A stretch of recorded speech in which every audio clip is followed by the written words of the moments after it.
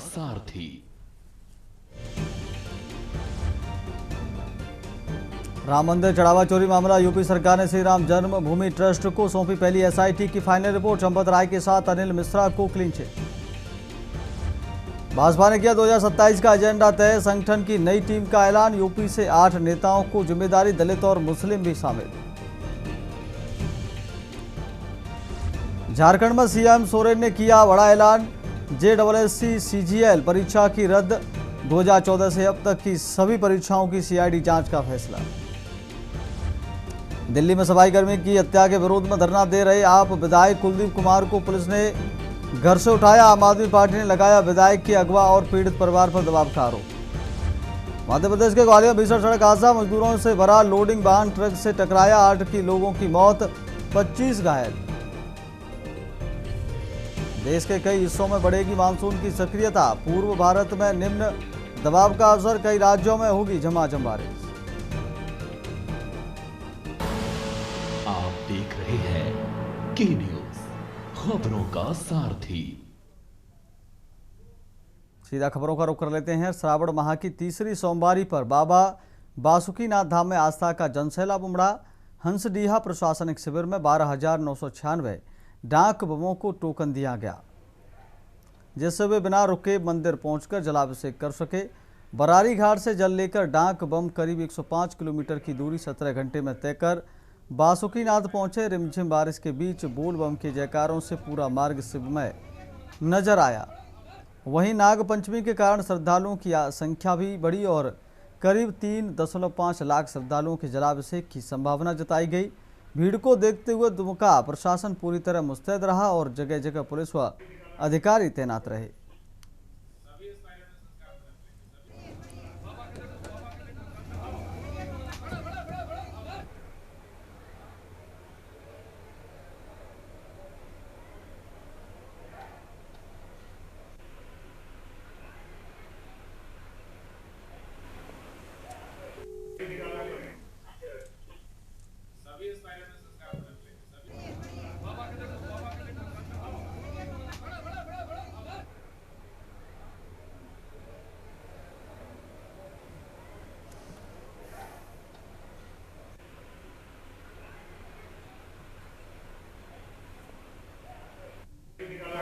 सीढ़ी घाट से बाबा बासुकीनाथ नगोचिया से आए हैं, नगोचिया से। कितना समय लगा? 3 बजे जल उठाए थे, 8 बजे हम लोग जल अर्पण किए हैं। उनके लिए अलग से व्यवस्था है, जो भी डाक कंवरिया उनका रूट अलग किया गया है और वो सीधा पेड़ा गली हमारा है, जिसके माध्यम से वो हाथी द्वार से प्रवेश करते हैं। बाबा बासुकीनाथ के दरबार से सभी कांवरिया बंधु हो और शिव भक्तों सबको तीसरी सोमवारी का हार्दिक अभिनंदन है। अगली खबर का रुख कर लेते हैं। मध्य प्रदेश के भिंड में नेशनल हाईवे 719 पर देर रात एक भीषण सड़क हादसे में 8 मजदूरों की दर्दनाक मौत हो गई, जबकि 32 लोग गंभीर रूप से घायल बताए जा रहे हैं। हादसा गोधा चौराहा थाना क्षेत्र में छिमका गांव के पास हुआ। छिमका गांव के पास मजदूरों से भरी पिकअप सामने से आ रहे डंपर से टकरा गई। बताया जा रहा है कि हाईवे पर बैठे लोगों गायों के कुंड को बचाने के दौरान पिकअप अनियंत्रित हुई और सामने से आ रहे डंपर से जा रही भिड़ी। हादसे में घायल 32 मजदूरों को गोहद अस्पताल पहुंचाया गया।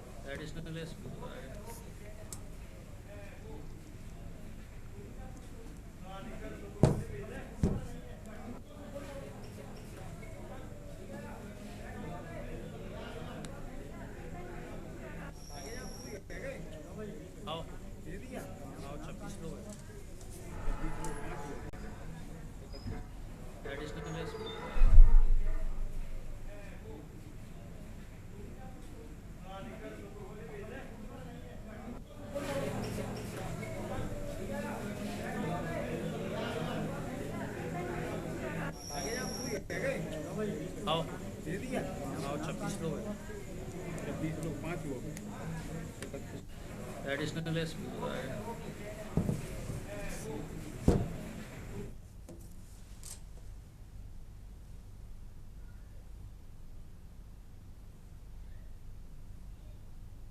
अगली खबर का रुख कर लेते हैं कानपुर के थाना कोतवाली क्षेत्र के बंगाली मोहाल स्थित गोल कमरे के सामने सोमवार रात एक मकान भरभरा कर ढह गया। इससे पहले शाम को मकान में रहने वाले परिवार को कथित तौर पर देवी मां का संदेश आया था, कि जिसके बाद आनन फानन में मकान खाली कर दिया गया था। पीड़ित के अनुसार शाम को घर खाली करने के कुछ ही घंटे बाद रात करीब 9 बजे पहले मकान का छज्जा गिरा और फिर पूरा मकान ढह गया। गनीमत रही कि हादसे के समय मकान में कोई मौजूद नहीं था, जिससे बड़ा हादसा टल गया। पीड़ित का दावा है कि मकान में करीब 6 फुट लंबी देवी मां की मूर्ति स्थापित है, जिसकी रोजाना पूजा की जाती है। मकान गिरने के बाद भी देवी मां की मूर्ति सुरक्षित बताई जा रही है।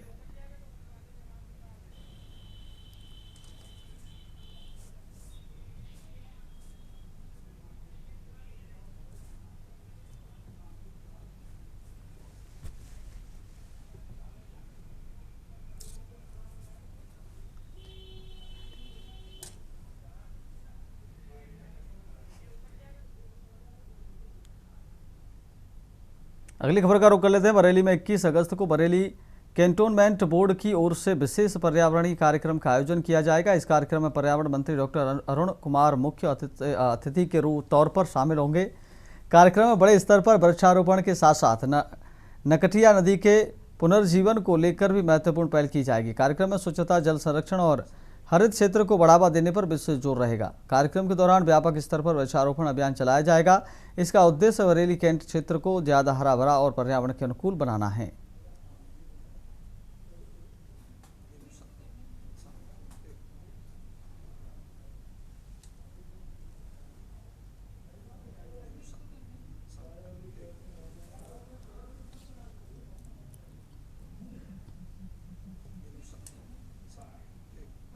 पिछले कई महीनों से हम जल संरक्षण के लिए काम करने का प्रयास कर रहे हैं, जिसमें कि नकटिया नदी एक महत्वपूर्ण भूमिका निभाएगी। हमारे पास छावनी परिषद के क्षेत्र में 6 से 7 किलोमीटर है जो नकटिया नदी का क्षेत्र पड़ता है। उसमें सबसे पहला हमारा कदम ये होगा कि उसे प्लास्टिक मुक्त करा जाए, क्योंकि हम देखते हैं कि उस नदी में बहुत ज़्यादा प्लास्टिक पड़ा हुआ है, जगह जगह से आया हुआ है। तो पहले फेज में हम वो करेंगे, उसके बाद बायो रेमिडिएशन का प्रोसेस करेंगे। अगली खबर का रुख कर लेते। गाजीपुर के करीमुद्दीनपुर स्टेशन पर कामयानी एक्सप्रेस के नियमित ठहराव की लंबे समय से चली आ रही मांग आखिरकार पूरी हो गई। 17 अगस्त से लोकमान्य तिलक टर्मिनस बलिया कामयानी एक्सप्रेस का करीमुद्दीनपुर स्टेशन पर नियमित ठहराव शुरू हो गया। जहूराबाद विधायक और प्रदेश सरकार के मंत्री ओम प्रकाश राजभर ने हरी झंडी दिखाकर ट्रेन को रवाना किया। इस ठहराव से महमूदाबाद, जहूराबाद और आसपास के यात्रियों को मुंबई समेत देश के बड़े शहरों तक आवागमन में सुविधा मिलेगी। करीमुद्दीनपुर स्टेशन पर कामयानी एक्सप्रेस के पहुंचते ही स्थानीय लोगों में खासा उत्साह देखने को मिला। रेलवे के मुताबिक लोकमान्य तिलक टर्मिनस से बलिया जाने वाली ट्रेन 13:13 पर करीमुद्दीनपुर पहुंचेगी और 13:15 पर रवाना होगी। वहीं वापसी में बलिया से लोकमान्य तिलक टर्मिनस जाने वाली ट्रेन रात 9:53 पर पहुंचेगी और 9:55 पर रवाना होगी।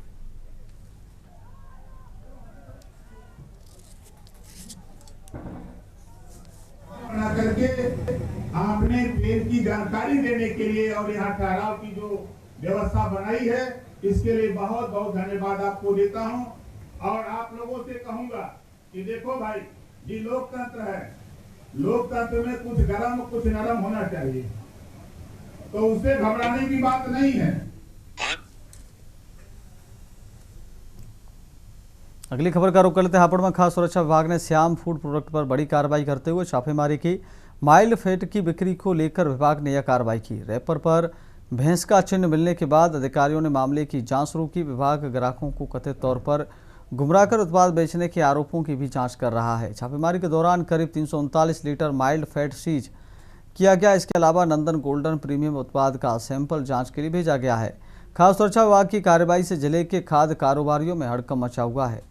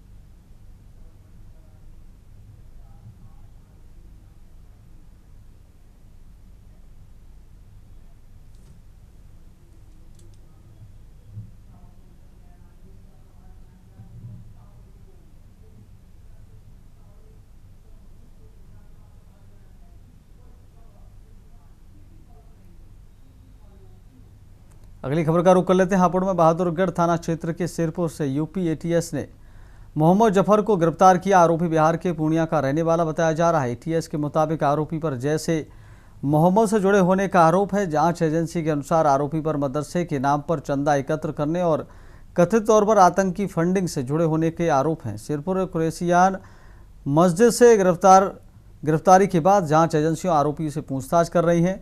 एजेंसियां आरोपी के संपर्कों और कथित फंडिंग नेटवर्क की भी जांच में जुटी हुई हैं।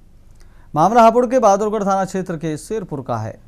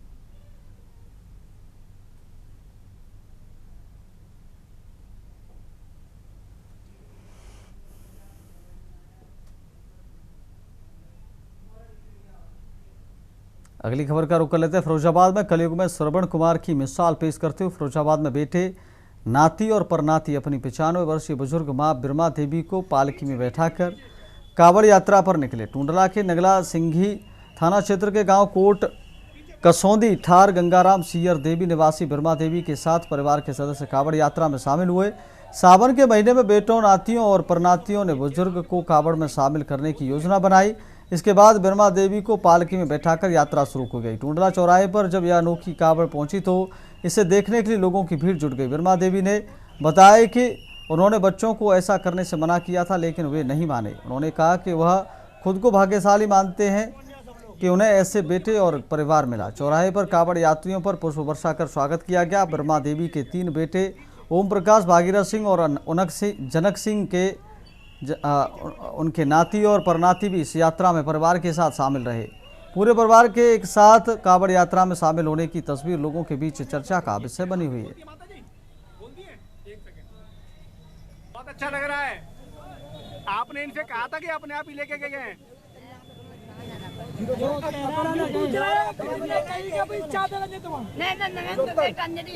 परदादी है, परदादी है। मेरे पिताजी की दादी है। क्या नाम है उनका? बिरमा देवी। उम्र कितनी है उनकी? 95 साल।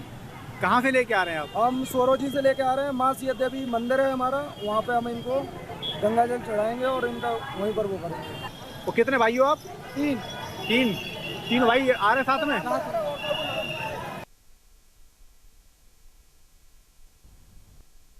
सब लोग ये आपके बोलती है माता जी?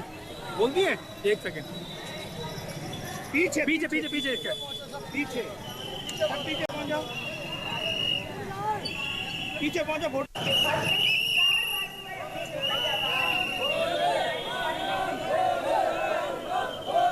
पहुंच जाओ सब लोग। ये आपके बोलती है माता जी? बोलती है? एक सेकंड।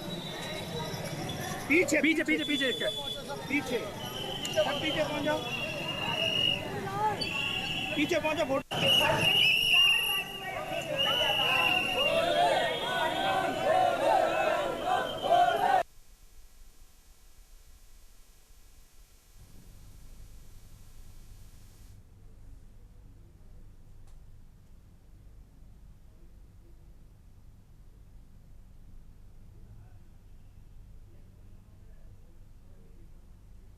अगली खबर का रुख करते हैं। बादा में बीजेपी युवा मोर्चा का जन आक्रोश प्रदर्शन। वंदे मातरम के अपमान के विरोध में प्रदर्शन।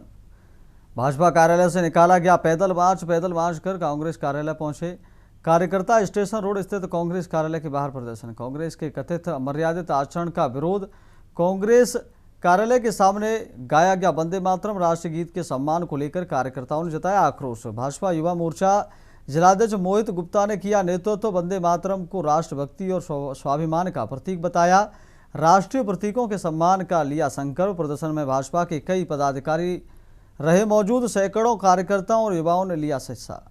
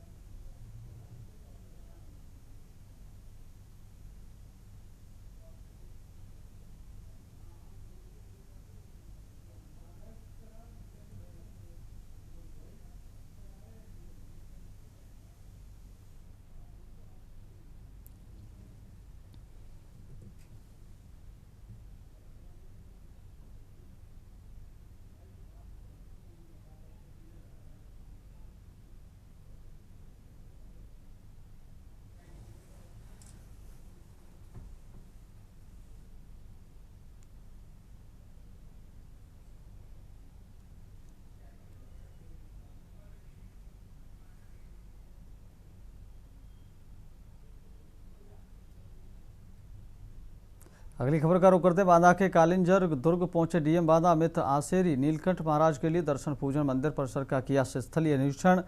श्रद्धालुओं की सुविधाओं का लिया जायजा, साफ सफाई और पेयजल व्यवस्था देखी, प्रकाश और आवागमन व्यवस्थाओं का निरीक्षण, सुगम दर्शन के लिए अधिकारियों को दिए निर्देश। श्रद्धालुओं की सुविधा प्रशासन की प्राथमिकता, सुरक्षित और सुव्यवस्थित दर्शन पर जोर, कालिंजर धाम की गरिमा बनाए रखने के निर्देश, स्वच्छता व्यवस्था पर विशेष ध्यान देने के निर्देश, व्यवस्थाओं की लगातार निगरानी के निर्देश।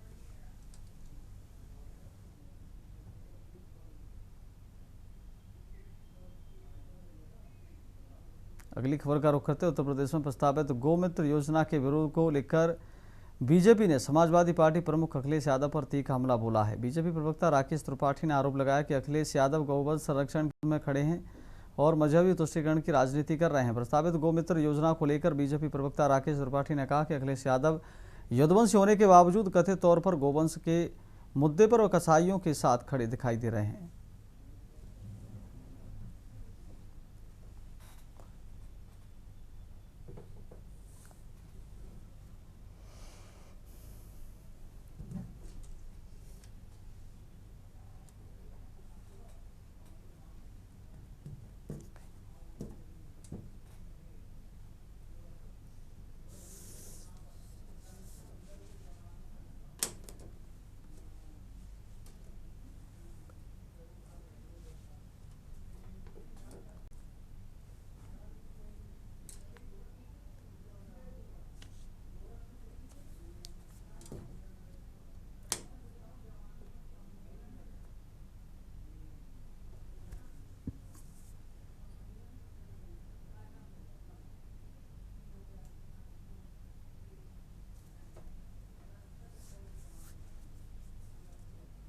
अब सीधे लिए चलते आपको गोरखपुर, जहां रक्षा दल के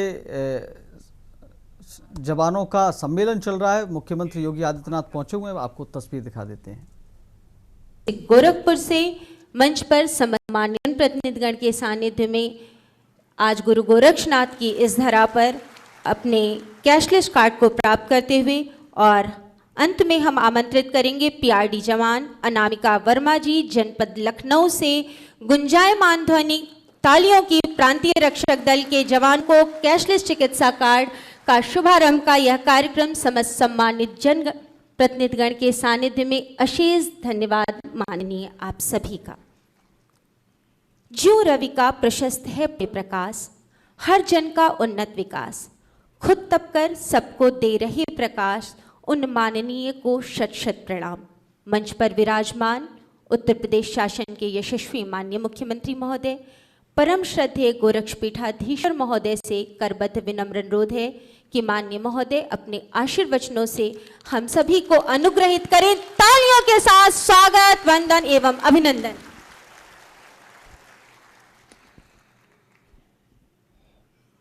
प्रांतीय रक्षक दल के स्वयंसेवकों को मुख्यमंत्री कैशलेस स्वास्थ्य सुविधा के साथ जोड़ने के लिए आयोजित आज के इस कार्यक्रम में प्रदेश सरकार में मंत्रिमंडल के मेरे सहयोगी, प्रदेश के राजनीतिक पेंशन, सैनिक कल्याण, प्रांतीय रक्षक दल विभाग के मंत्री डॉक्टर सोमेंद्र तोमर जी,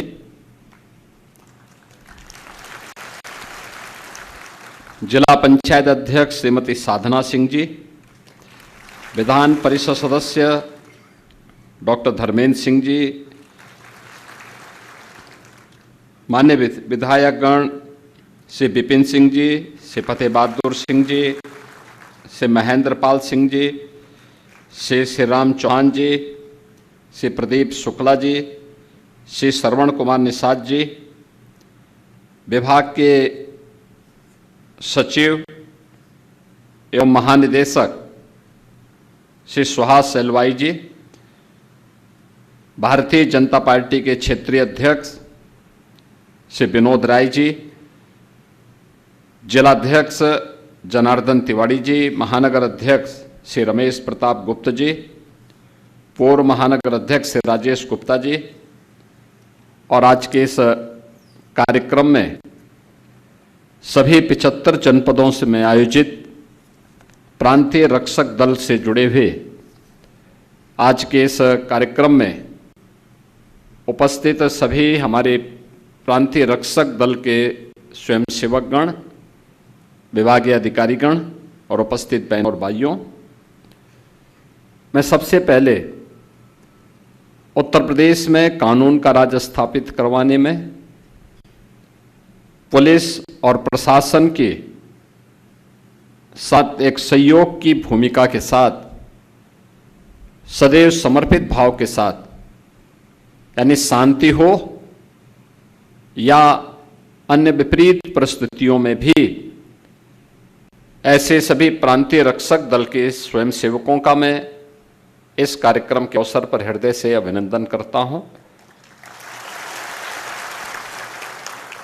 अभी मुझे अच्छा लगा कि विभागीय स्तर पर आप लोगों को एक हाई राइज बिल्डिंग बैरक के रूप में लखनऊ के सरोजनी नगर में उपलब्ध हो रही है।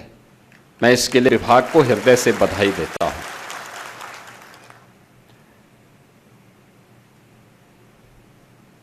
परिवर्तन ऐसे ही होता है।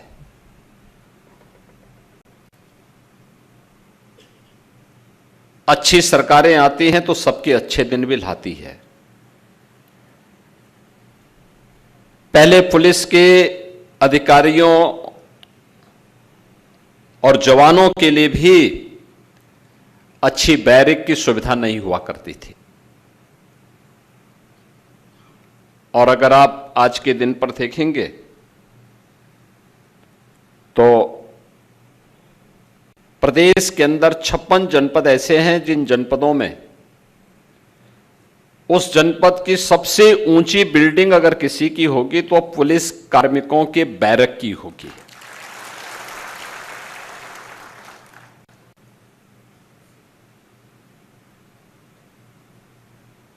होमगार्ड के स्वयंसेवकों के लिए भी अब अच्छी अवस्थापना सुविधाओं का विकास हुआ है। अब प्रांतीय रक्षक दल थे, प्रांतीय रक्षक दल के लिए भी अब हाईराइज बैरक के निर्माण का कार्य लखनऊ में संपन्न हुआ है। ये चीजें दिखती हैं कि परिवर्तन केवल एक तबके के लिए नहीं है, हर एक तबके के लिए परिवर्तन और उसमें व्यापक सुधार आज दिखाई दे रहा है। मैं इस बैरक के लिए प्रांतीय रक्षक दल से जुड़े हुए सभी अधिकारियों को, स्वयंसेवकों को हृदय से बधाई देता हूं। आज हम सब आपके लिए एक विशेष प्रयोजन से आए हैं। मुख्यमंत्री कैशलेस की सुविधा 31,000 से अधिक जो प्रांतीय रक्षक दल के स्वयंसेवक हैं, इन सबको उपलब्ध करवाने के लिए ये प्रांतीय रक्षक दल कैशलेस सुविधा का मतलब किसी भी सरकारी और सरकार के द्वारा इम्पैनल्ड हॉस्पिटल में 5 लाख रुपए की स्वास्थ्य की फ्री में सुविधा अब आपको भी प्राप्त हो जाएगी। हर वर्ष होगी, ऐसा नहीं कि एक ही बार, हर वर्ष इसमें सरकार की ओर से आपको ये सुविधा उपलब्ध करवाई जा रही है, क्योंकि आपने जिस अनुशासन के साथ, जिस समर्पण के साथ और जिस सेवा भाव के साथ अपने प्रदेश के अंदर देकर के प्रदेश की प्रगति, प्रदेश के आयोजनों को सफलतापूर्वक संपन्न में, बाढ़ हो या सूखा, महाकुंभ हो या दीपोत्सव का आयोजन, देव दीपावली हो या फिर रंगोत्सव का, बरसाना का कार्यक्रम, इन सभी आयोजनों में शांति काल में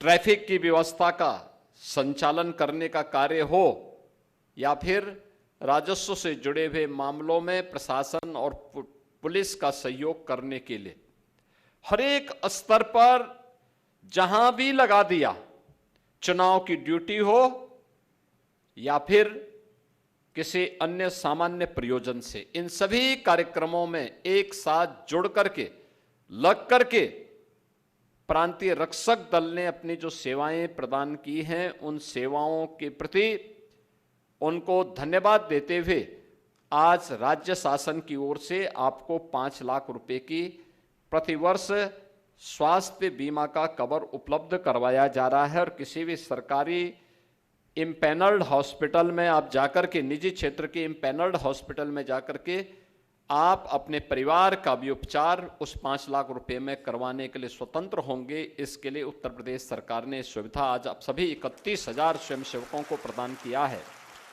मैं 31,000 उन सभी परिवारों को, यानी अगर आप उनकी संख्या को देखेंगे, परिवार में अगर किसी एक परिवार में 5 सदस्य भी होंगे तो 5 सदस्यों को भी लेके जाएंगे तो लगभग ये 1,55,000 56,000 से ऊपर की संख्या बनती है। इतने लोगों को सीधे सीधे ये लाभ आज उपलब्ध करवाया जा रहा है। मैं सबसे पहले इसकी बधाई आपको और आपके परिवार के सदस्यों को देता हूं। दूसरा, पीआरडी के जवानों के लिए, स्वयंसेवकों के लिए जो उनका मानदेय हुआ करता था, यानी जो ड्यूटी भत्ता होता था, याद करिए 2019 तक मात्र 250 रुपये आपको मिलता था। कितना मिलता था? 250 मिलता था ना? मैं सच बोल रहा हूं ना? 19 में मैंने ही उस समय इसको बढ़ा करके 375 किया था। फिर 22 में इसको बढ़ा करके 395 किया था ना? याद है ना? और फिर 25 में इसको बढ़ा करके 395 से बढ़ा करके 500 रुपया किया था ना? ये प्रतिदिन का भत्ता है आपका, और अब हम इसको 600 रुपया करने जा रहे हैं।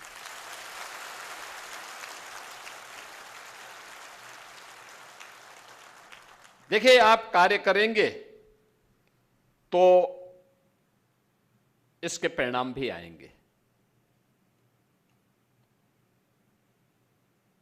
पहले आपको ड्यूटी नहीं मिलती थी,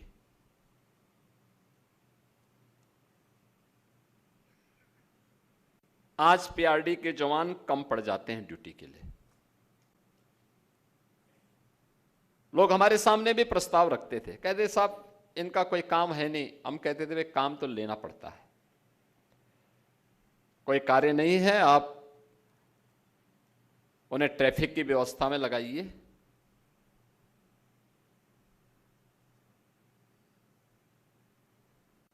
उन्हें मेट्रो की सुरक्षा का दायित्व भी दीजिए, एयरपोर्ट की सुरक्षा का दायित्व भी दीजिए, विभिन्न कार्यालयों की सुरक्षा की व्यवस्था का दायित्व भी दे दीजिए।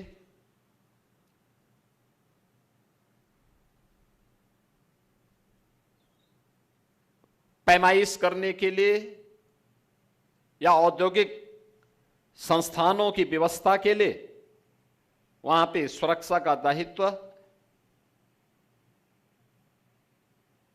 या अन्य व्यवस्थाओं के संचालन में योगदान देने के लिए हमारा प्रांतीय रक्षक दल का स्वयंसेवक पूरी ईमानदारी और प्रतिबद्धता के साथ कार्य करेगा, उसकी ट्रेनिंग हो, समयबद्ध तरीके से हम उसको आगे बढ़ाएं। पेट से कोई सीख के नहीं आता है, उसको ट्रेनिंग देनी पड़ेगी। वो सीखेगा तो अच्छा कार्य करेगा, परिणाम देगा। आज जो प्रगति प्रदेश के अंदर हुई है, ये प्रगति सामूहिक प्रयास का परिणाम है। और ठीक है, पहले की सरकारों के एजेंडे में डेवलपमेंट नहीं था, उनका विकास केवल सफाई सिंडिकेट का विकास तक सीमित रह गया था। उनका स्वयं का विकास हो, बाकी जाए प्रदेश बाढ़ में, इसलिए दंगा करवाते थे, गुंडागिर्दी करवाते थे, लूटपाट करवाते थे, खजाने को लूटपाट करवाते थे।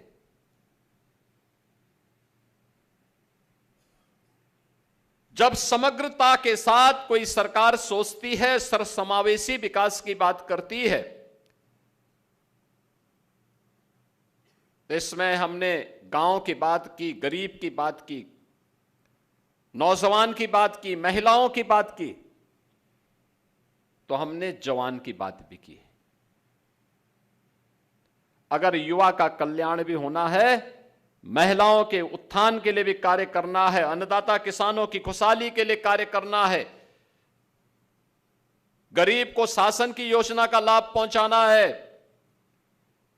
तो हमें सरकारी कर्मचारियों को भी, अपने जवानों को भी भरपूर सम्मान भी देना पड़ेगा, उनको संरक्षण भी देना पड़ेगा और हर प्रकार की सुविधाओं से उन्हें आच्छादित भी करना पड़ेगा।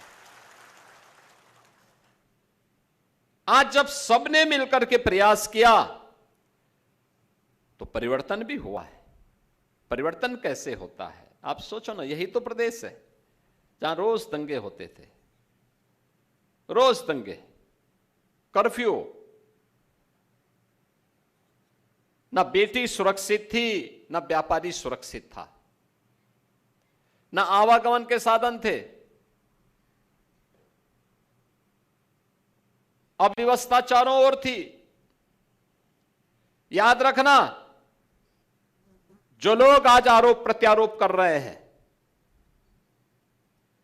आरोप प्रत्यारोप वही लोग करते हैं जिनको जब मौका मिलता है, जब कर नहीं पाते हैं, और दूसरा जब कोई व्यक्ति परिणाम दे देता है तो उनको सबसे ज्यादा बुरा लगता है कि हम कर नहीं पाए, ये कैसे कर दिए। और उनकी परेशानी वही है, वही उनकी परेशानी। वे कर नहीं सकते थे, अक्षम थे, भ्रष्ट थे, माफिया के सामने घुटने टेकते थे। प्रदेश में हर प्रकार के माफिया को प्रश्रय देकर के प्रदेश, उत्तर प्रदेश जैसा समृद्ध राज्य को उन्होंने बीमारू राज्य बना दिया। क्या नहीं है था उत्तर प्रदेश में? सब कुछ तो था यहां पे। दुनिया की सबसे उर्वरा भूमि, सबसे अच्छी ऊर्जावान युवा शक्ति, सबसे अच्छे प्रगतिशील किसान, पढ़ी लिखी बेटी, अच्छे व्यापारी, लेकिन तब भी उत्तर प्रदेश बीमारू राज्य हो गया था।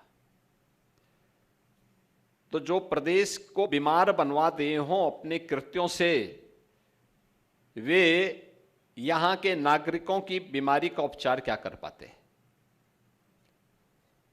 नौजवान के सामने पहचान का संकट, गरीब भूखमरी से मरने के लिए मजबूर था, किसान आत्महत्या करने के लिए मजबूर था, बेटी की सुरक्षा में कोई माफिया सेंध लगा देता था,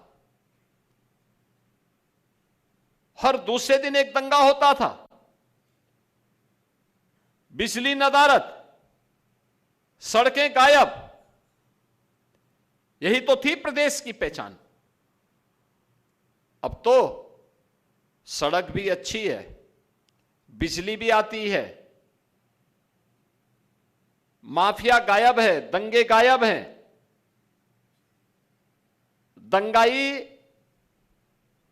और माफिया हमेशा के लिए रसातल की तरफ गायब हो गए हैं, समाप्त।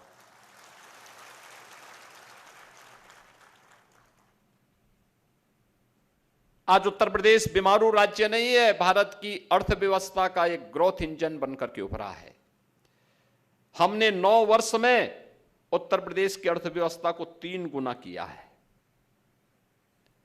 कुल 12 लाख करोड़ रुपए उत्तर प्रदेश की अर्थव्यवस्था की थी, आज वह है 36 लाख करोड़ रुपए की।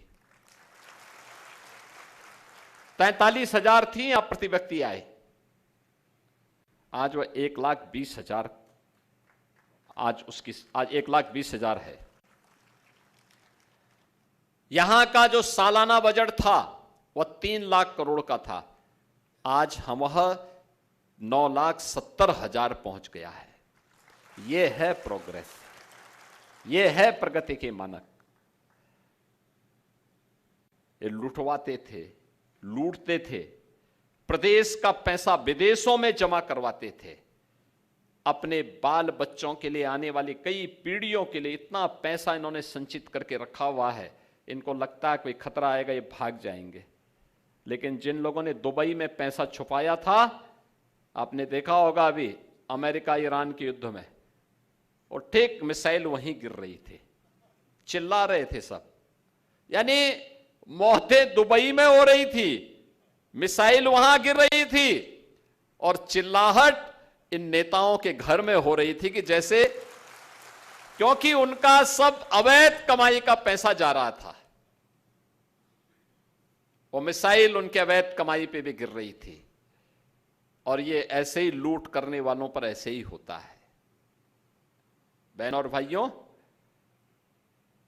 आज मैं आप सबसे यही कहूंगा, मैंने आपको बताया ना कि 250 रुपये से, आप सोचो 1948 से 2018 तक, यानी 75 वर्ष तक आपकी जो प्रोग्रेस थी वो 75 वर्ष में मात्र 250 रुपये तक पहुंची थी, और मात्र 9 वर्ष में, यानी 8 वर्ष में आपकी प्रोग्रेस पहुंची है 100, यानी 100% से ज्यादा पहुंच गई। आज ये 600 रुपये तक पहुंच गई है। 250 से 600 रुपया वह अलग है, और 5 लाख रुपए का कैशलेस की सुविधा भी आपको अलग से मिल गई है।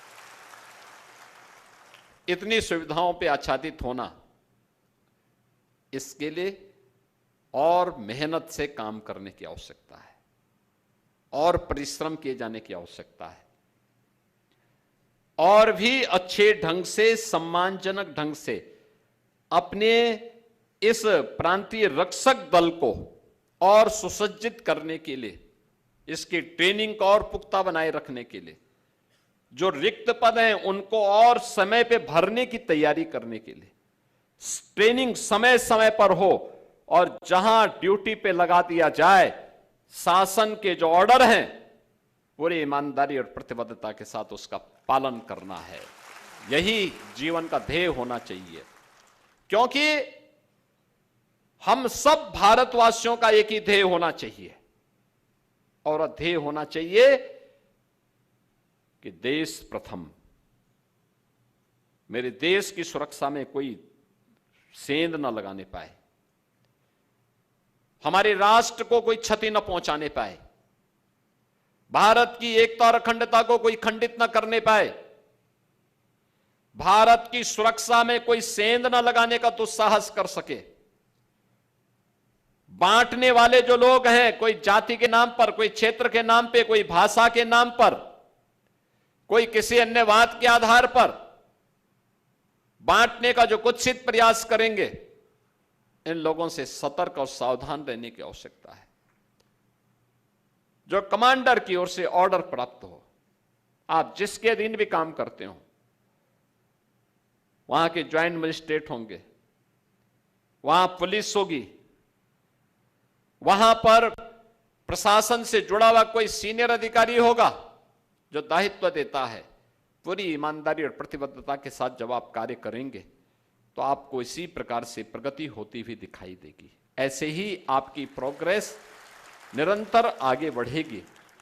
इस विश्वास के साथ आज के इस अवसर पर मैं प्रदेश भर के उन सभी 31,000 स्वयंसेवकों को, जिन्हें आज भत्ता बढ़ोतरी का लाभ भी, 5 लाख रुपए की कैशलेस की स्वास्थ्य सुविधा का लाभ भी प्राप्त हो रहा है और लखनऊ में बैरक की सुविधा का लाभ भी प्राप्त हो रहा है, उन सबको बधाई देता हूं, अपनी शुभकामनाएं देता हूं और विश्वास करता हूं कि आप सभी लोग मिलकर के इस पूरी यात्रा को और शानदार तरीके से करते हुए अपने आप को तैयार करेंगे। आप सबके प्रति मेरी मंगल में शुभकामनाएं हैं।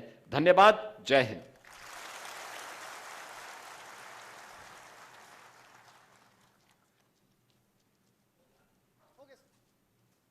Okay.